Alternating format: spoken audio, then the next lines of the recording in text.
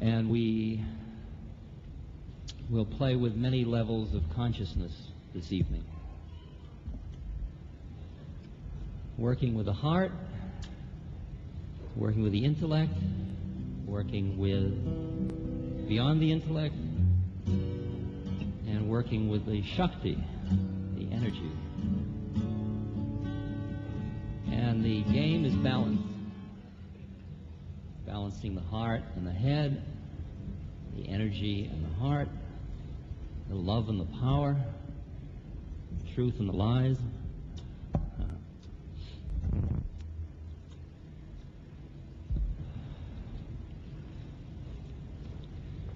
Different parts of the evening will be appealing to different members of the beings gathered here.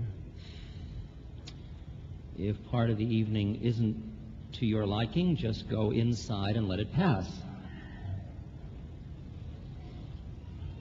You know what you need. Take what you need from this smorgasbord.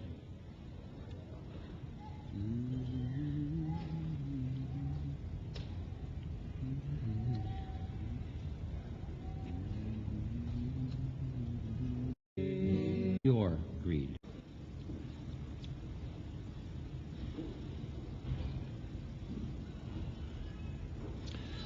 I was watching a baby feed, a very young infant feed.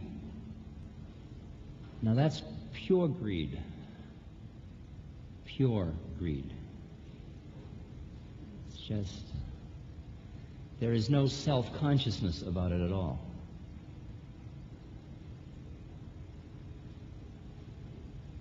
And then we get socialized, and we mix greed with a liberal dosage of guilt and shame to control our greed.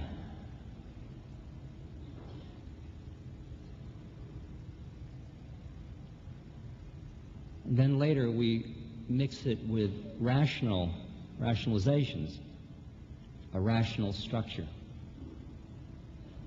to control our greed using our intellect. To control our greed. So when we are a controlled greed instrument, we are called socialized.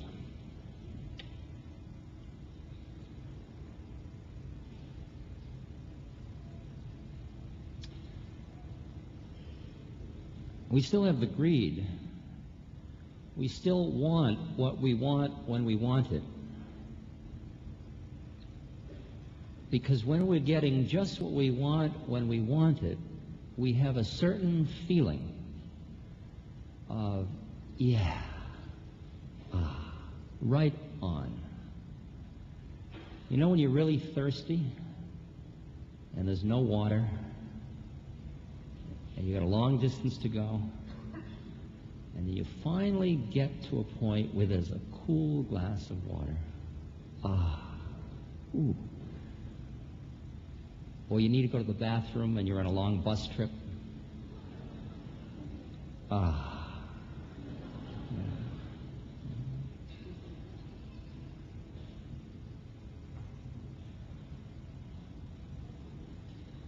That moment of getting just what it is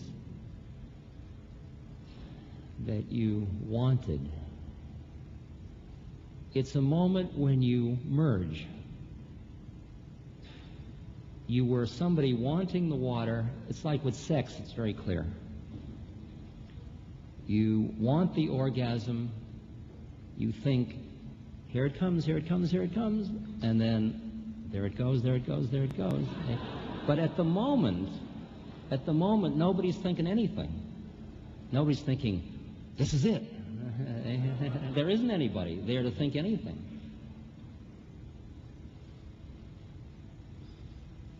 But that lasts about that long, unless you can get it out to there, say, right? Master. Of the selfless moment, the moment when you're not busy being somebody doing something, the moment of flow.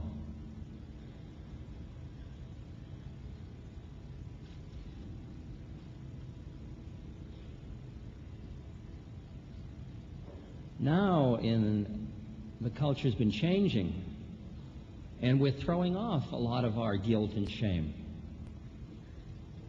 So what happens then? Everybody tries to come back to basic greed, to get what they want when they want it. When you're hungry, you eat. But then you see people swelling bigger and bigger and bigger, just out of pure greed.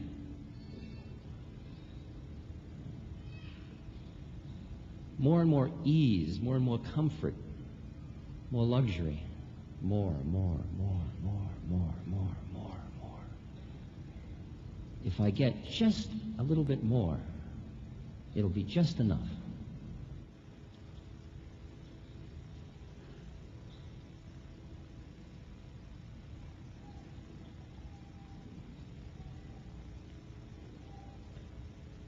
And for those moments, it is.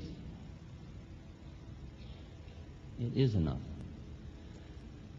The problem is that those are moments in time, and a moment later they're gone.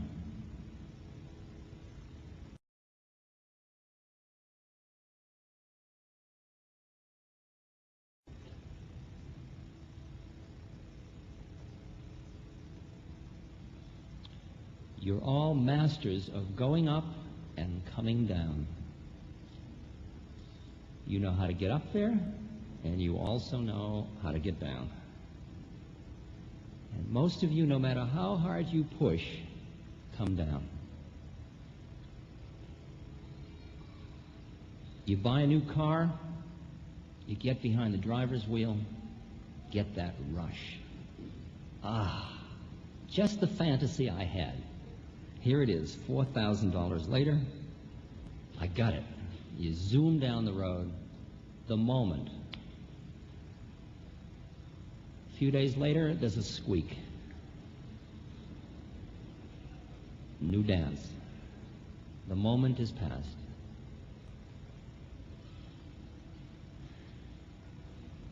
People who are designing their lives around getting more try to get those moments in closer and closer together. Because if you can get them in close enough, you may not notice the space between them. So right in the middle of dinner, like, what's for dessert? You're in dessert, take out some coffee. Drinking the coffee, let's go to the movies. We're in the middle of the movies. What do we do after the movies? Let's get an ice cream soda. Ice cream soda. Let's take a walk. Taking the walk. What do you say? This is great. Let's go to bed. Go to bed. What's in the refrigerator? And so it goes. On and on and on. Always just getting ready for the next one to make sure there's not going to be a space between the one you're in now. Because God forbid there should be a space. And the fantasy of the society is if you have enough money and enough power, you'll be able to do it. You'll be able to bring it off. You get them in so tight, it'll just be one whoosh. Right? It'll just be jetting to Tokyo for breakfast. All the way, right? That's it. Okay.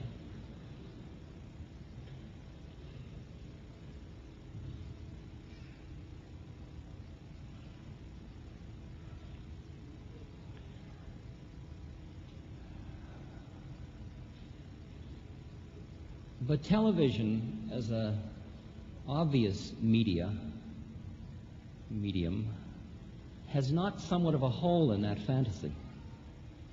Because it confronts you on the screen, right in your own, right between your feet, in your own bedroom, with faces of those people who made it. And if you look in close, the vibration often isn't one you want. It's as if I made it by everything society said I should do to make it. And where is the pot of gold? What's wrong? But why worry? The sun will be up tomorrow, it'll be warm and toasty. I'll just worry about how to earn a living, keep my kids alive, get a little sun, have a little leisure, smoke a little grass. It's okay. I'll fill. But there is a moment when you don't want to fill anymore. When the futility of your predicament of grabbing at things that are in time becomes too apparent.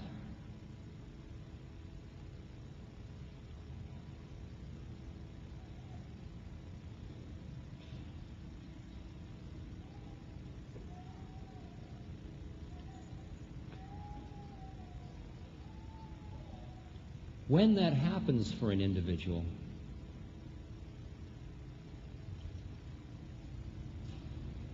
he experiences despair. And in the midst of that despair is the seed of the next stage of his growth of awareness. You are here in this room, almost without exception, because you recognize what I am talking about. That even if you are in the midst of collecting it all, of having good home, good family, good insurance policies, good security, good fun, good sun, good nature, good social responsibility, good political activism, good health food, good clothes, good friends,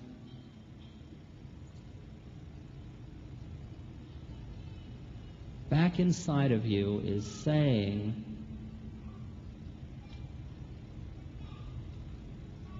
what is it back in here that's yearning for something else? What is it? Is this just neurosis? Are we just a collective group of neurotics? We may well be, by the way.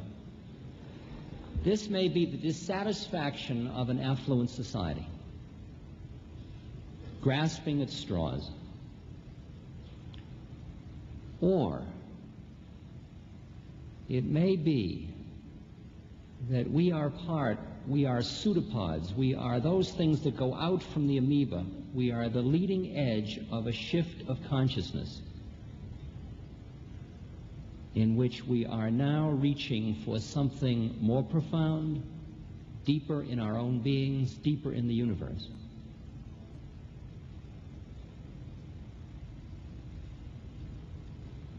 Obvious shifts. For example, in this group, many of you are shifting from identifying with that feeling towards the universe of my job is to master and control my environment, shifting to my work is to hear and flow with and be a part of my universe.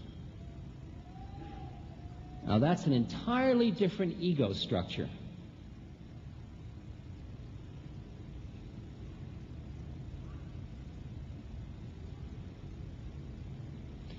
That is a shift in consciousness. That is the answer to the ecological imbalances that come from man's intellect attempting to control nature.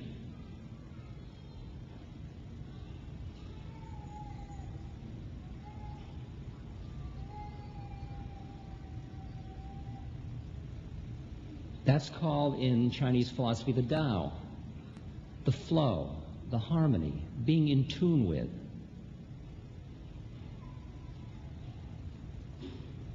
Being an instrument of the universe instead of a master of it. But what a humble ego to be willing to do that. But what a humble ego to be willing to do that. But what a humble ego to be willing to do that. If that were Henry Kissinger, he would have to listen instead of just sending. That's the difference between a politician and a statesman. That's the difference between a knowledgeable person and a wise man. We are collectively in training to become wise persons.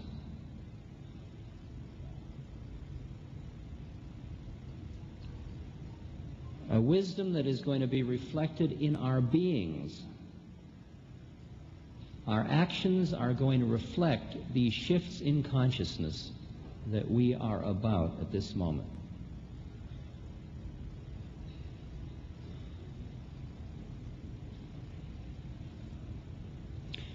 Now, actually, who you are has another level of significance that some of you will find difficult to hear, others will hear comfortably. And it concerns issues of reincarnation and karma, of who you are. See, at one level, you think you are somebody sitting in North Miami Beach High School. And you think you are a man or a woman or a boy or a girl, or some mixture.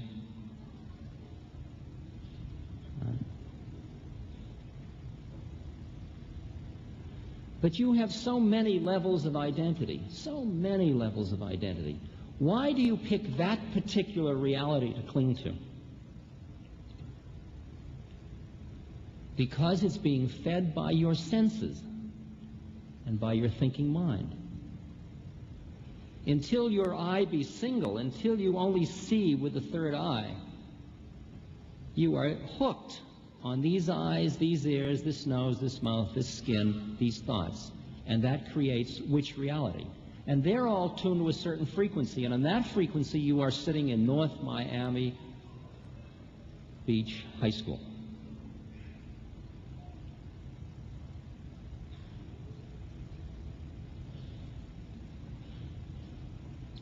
But who I see you to be is, for the most part, very different than who you think you are.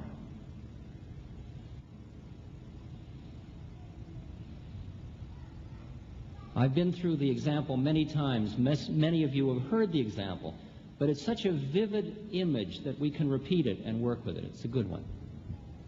It's the one of the flipping of the switch by the eyes, your perceptual apparatus, your receiving set.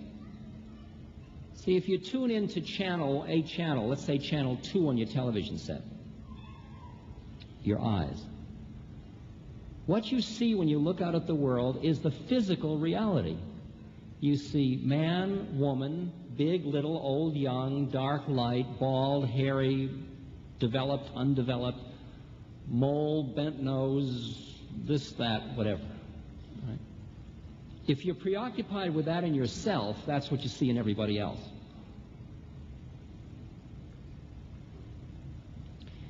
If you think you've got a funny-looking nose, what you notice when you walk down the street is everybody's nose. It's bizarre. Right? If you think you don't have the right clothes, all you notice are people's clothes. Right? The physical reality. If you are horny, what you notice in all people are who's makeable, who is a competitor with you for who is makeable, and who is irrelevant. Okay? And that's the reality. That's what you see. That's watching all the girls go by on the street corner, or the boys go by in Ms. Magazine. One more. Flip.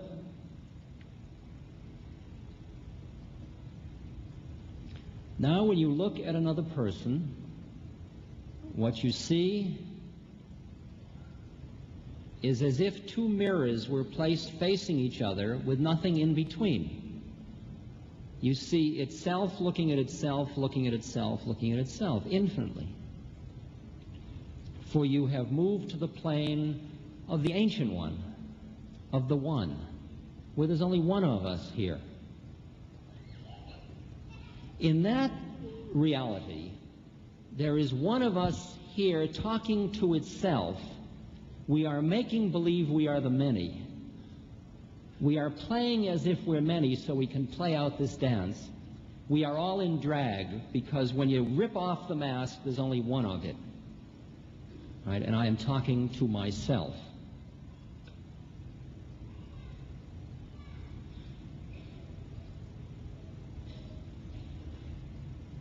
Now, the minute you left the psychological, the minute you left that second channel, went to the astral plane, you immediately left North Miami Beach High School.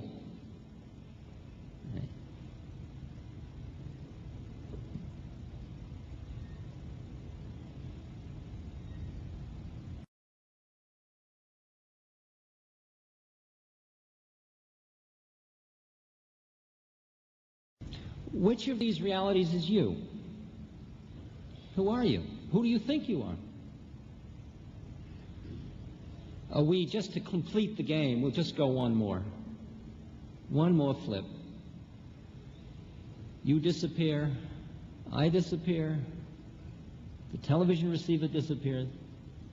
We have just entered into the formless, called the void.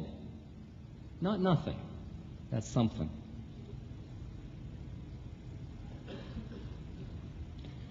These are all relative realities.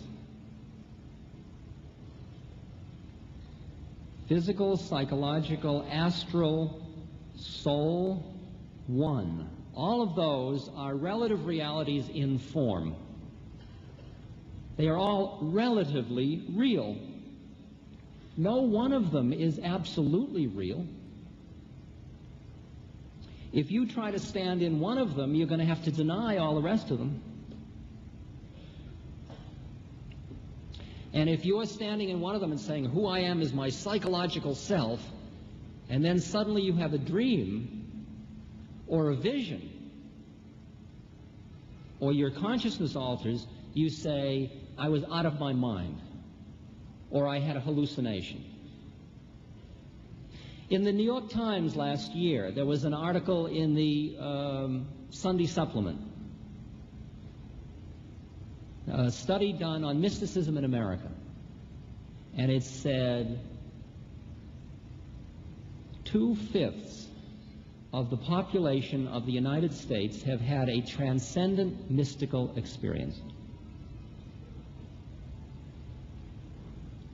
That's an enormous number of people who have gone outside of their ego structure.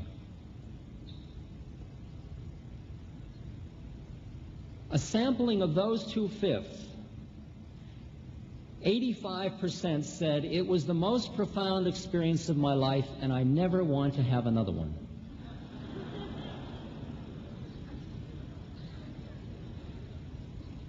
Can you hear that? Because it upset the apple cart. Because if you want to hold on to your neurosis, and suddenly you've been catapulted out to where you are experiencing oneness with the universe, what happened to your neurosis?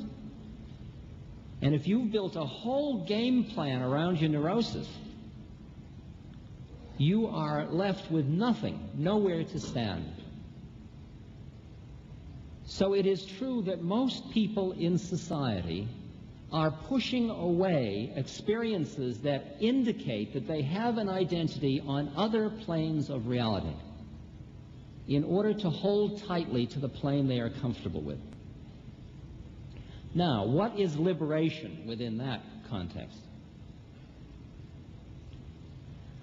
A liberated being is somebody who has moved out of the reality that they thought was absolute initially in their life into another reality and another reality and another reality, and they are liberated from being stuck in any single reality. Okay? Somebody we call psychotic is in a reality other than the one that, say, 3 psychiatrists agree to. Okay. Like the example I gave, I think, in The Only Dance There Is, where I visited my brother who was thinking he was Christ and the psychiatrist who thought he was a psychiatrist, right? And they both were in a room together, convinced the other one was insane. See? Yeah.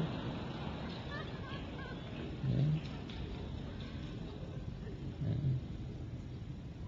But the insanity is clinging to any reality. I didn't say functioning in any reality. I said clinging to any reality. A conscious being functions in all realities. Can't you have your astral identity and your physical identity and your psychological identity and your spiritual identity? And your identity is the one? And you are beyond identity, all here and now? That's what the game is. Would John Morley call his house, please?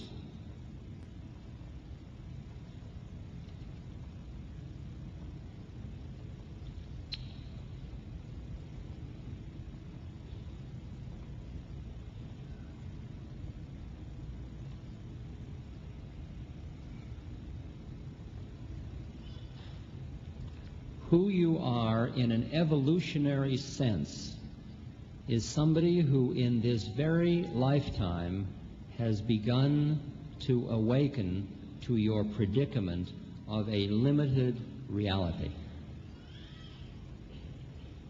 That's it.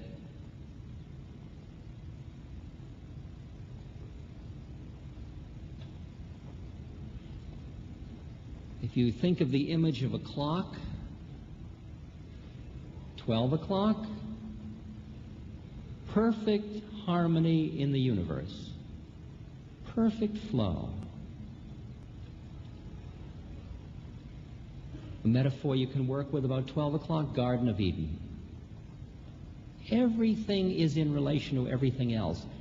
There is no separateness. Within that perfection, God has said man has choice. That's part of the perfection. Choice to do what? Choice to act in opposition to the will of God, in opposition to the flow, to the harmony. Okay? If you cannot get into an emotional reaction to the Garden of Eden story, it will teach you a great deal at this moment. Before eating the apple, which is the apple of knowledge in which man goes into duality, dualism, in which he then knows but no longer is. He has separated himself in order to know. He wants to be God. He wants to know, not just be. Following eating of the apple, God finds him covering his genitals with a fig leaf. And God says to him and to Eve, "Who told you you were naked?" Where did separateness come from? Where did shame come from? Why do you even think you're separate? Because the minute you start to think about something, you have separated yourself from the flow. Now be careful, because I'm not knocking intellect. I'm merely doing what Vivekananda talked about, shifting the intellect from being a master to being a servant.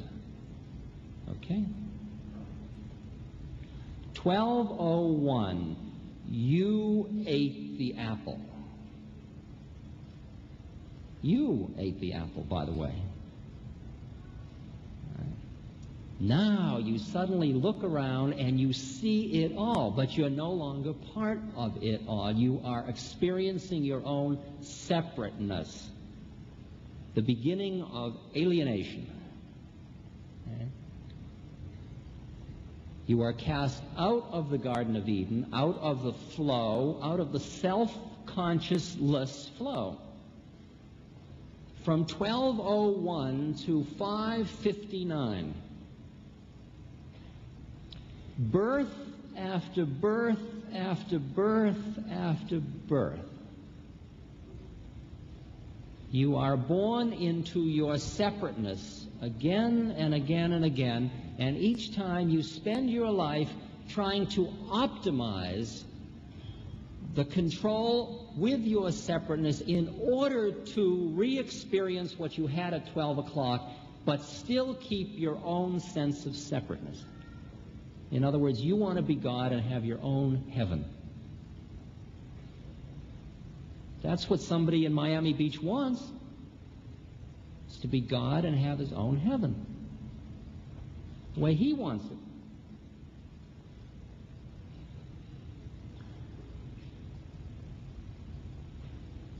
$5.59.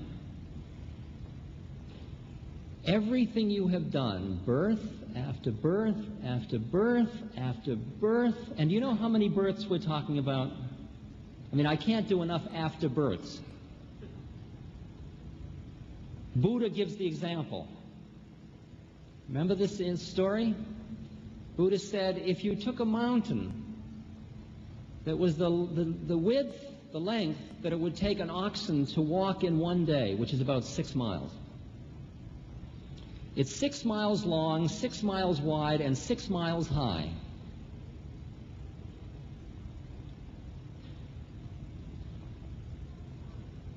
And every 100 years, a bird flies by the mountain with a silk scarf in its beak, and it runs the scarf over the top of the mountain. In the length of time it would take for the silk scarf to wear down the mountain, that's how long. Birth, death, birth, death, birth, death.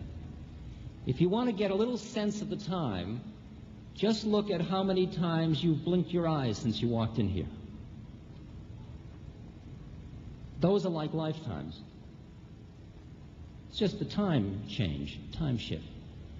This whole thing you're involved in, this is the big one, right? You've said that for the last 10,000 of them, okay? This is the one I'm going to do it, right? Just one more pizza, right? And there it is, another birth, another pizza. Right?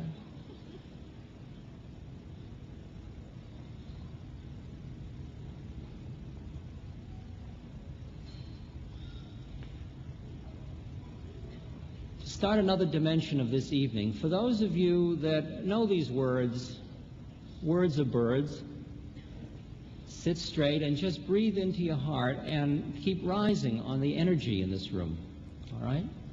Let the words flow in and out. You don't have to turn off that reality to do the other thing, but you can go beyond the words here too. The words are to keep the intellect calm, so another process can go on tonight.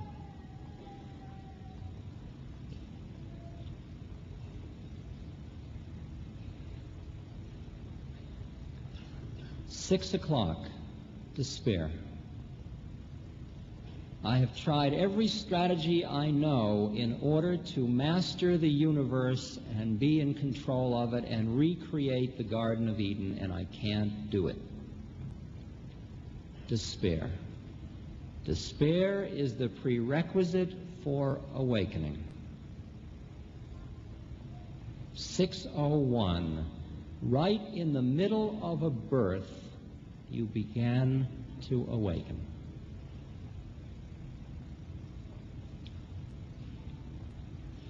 Now, why do I say in the middle of a birth?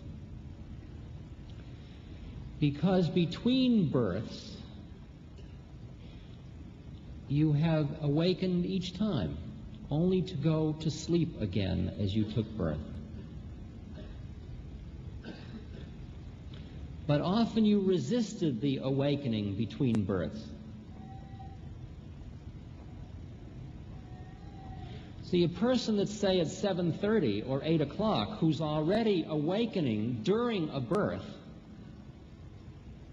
is different than somebody at 4 o'clock who didn't awaken at all during the birth, who denied all awakening, was the 85% who said, I never want to have that experience again.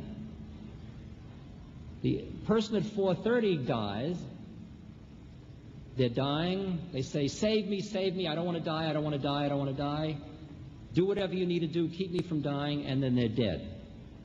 And a moment later, a voice says to them, welcome. And they say, if I'm hearing a voice saying welcome, I guess I didn't die. And the voice says, no, you did die. For a person at 4:30, utter confusion.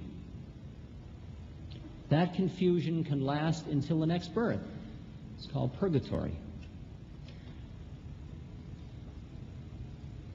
8:30, however, you're dying, I don't want to die, I don't want to die. You still don't want to die at 8:30, you see. You don't not give a damn till around 11:15. At 8:30, I don't want to die, I don't want to die. Save me, save me, save me. You're dead. Welcome. I guess I didn't die. No, you did die. At that moment, those moments of awakening you had during your previous birth suddenly flick over into figure instead of into background, and you say, far out. All that stuff that happened to me was real. And then you're wide open, and then you are a collaborator in the preparation for your next round. You work with the cosmic karmic council.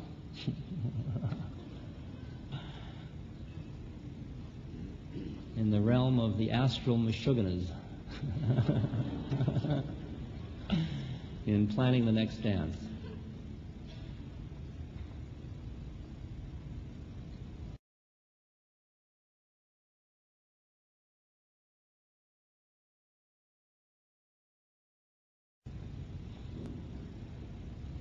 But there are more surprises in store yet.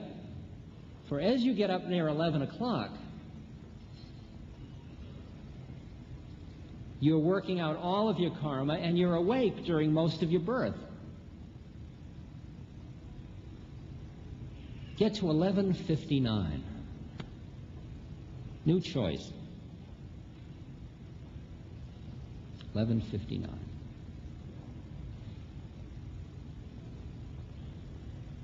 At that point,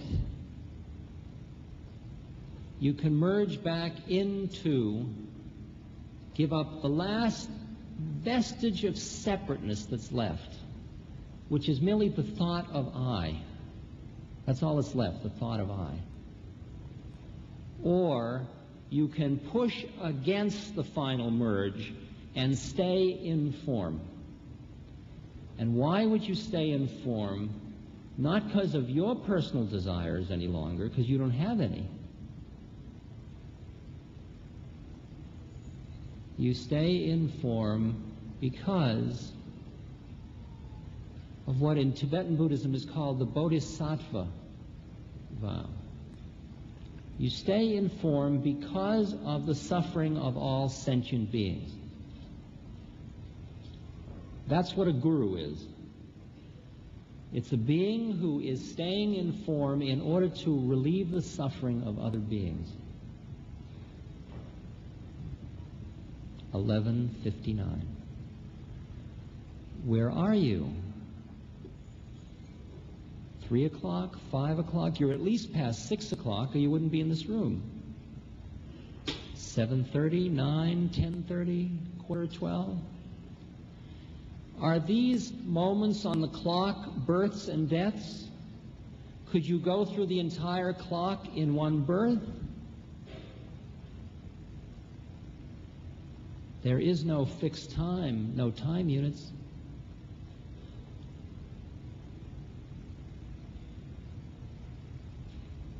It's the karmic clock. And the final realization at 11:59 is that the entire clock was an illusion. For at that moment, path and pilgrim and goal merge into one. And you see that the entire clock was within the illusion of time. When Buddha says you already are the Buddha, meaning you already are fully enlightened, you're merely busy thinking you're not. And the entire sadhana, the entire path, is the path of awakening you out of your illusion of separateness to acknowledge who you already are. Thus, nobody teaches you anything. They merely remind you. And that what you are seeking is not out there. It doesn't lie in me as opposed to lying in you. The only difference is that I'm not as attached to who I think I am as you are. The act of meditation is the act of transcending your models or molds of who you are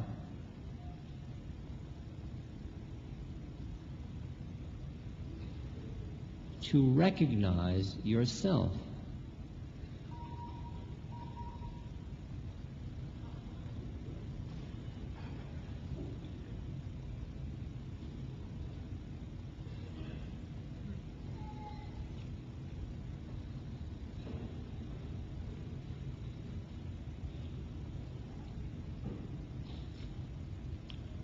What is it you want this lifetime? What is it you want?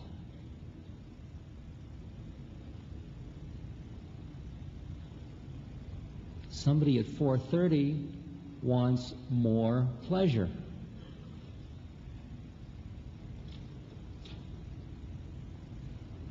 Somebody at 8:30 wants to return to the source, wants to know God, wants to become enlightened, wants to be free, wants to be realized, wants to be liberated from suffering.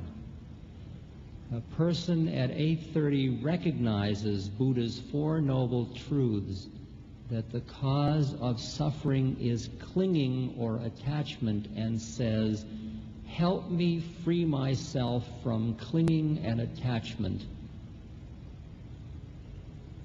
so that I might end suffering.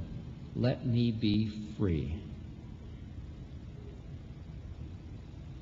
At 4:30, you try to optimize pleasure and minimize pain. You try to get high and avoid the low. At 8:30, you say, everything in my life, the highs and the lows, are all grist for the mill of going home.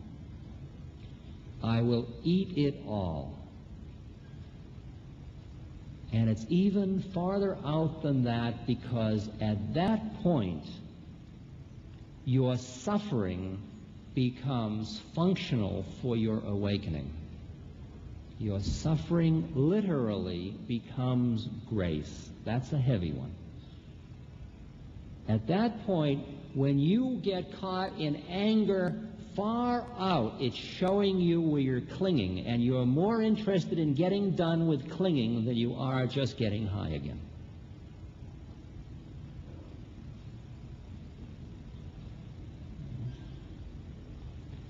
Then you are ready to take life as it comes towards you without defining this but not that. I want a new Cadillac, but I don't want cancer. Okay? By 10 o'clock, you're ready to say, new Cadillac. Cancer. Life. Death. Pleasure. Decay. Because all of it is seen only in relation to that television channel in which the soul is going home. And everything on all the planes is grist for the mill of the process of awakening. You use it all. And your life at this moment is an absolutely perfect statement. Perfect. Most of you sit around saying, if only, whatever. If only. If only I were 20 years younger, 20 years older, richer, poorer, more beautiful, a different sex, whatever. If only. By around 9 o'clock, that's all over. You're looking at just how it is and you're saying, far out. Well, what am I going to do with this one?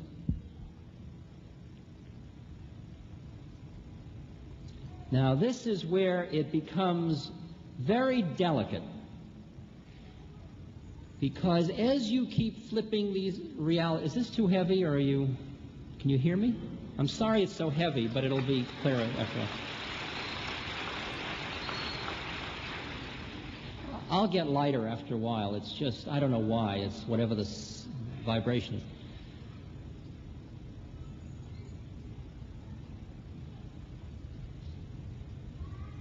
When you are busy identifying with your suffering, you are a tremendously socially concerned human being because you look around and you think of all the suffering and your empathy is very great.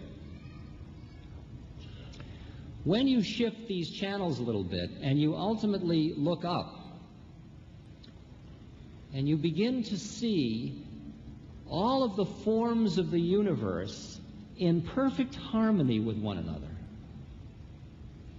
and you begin to experience the perfection of the flow, including the suffering, the violence, the starvation, etc. At that moment, you look at the universe and you say, from your great height, high in the Himalayas, you say, it is all perfect.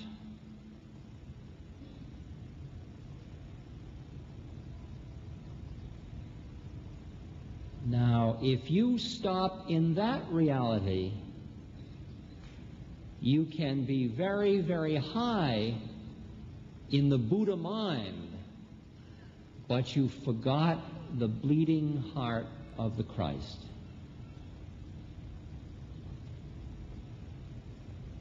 The liberated being is the being who simultaneously is looking up and seeing the perfection of it all, and looking down and seeing the blood on the snow and seeing the suffering. The balance is that you, as an incarnated being in North Miami High School, North Miami Beach High School, must honor your incarnation in order to be free. You cannot deny it, and your incarnation is as a human being living among many human beings, most of whom are suffering unbearably.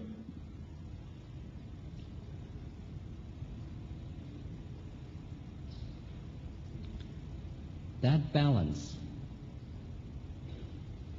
the balance of the Buddha mind, of seeing the emptiness of forms and the perfection, and at the same moment keeping your heart wide open to the suffering in the universe around you, and using your incarnation to alleviate suffering.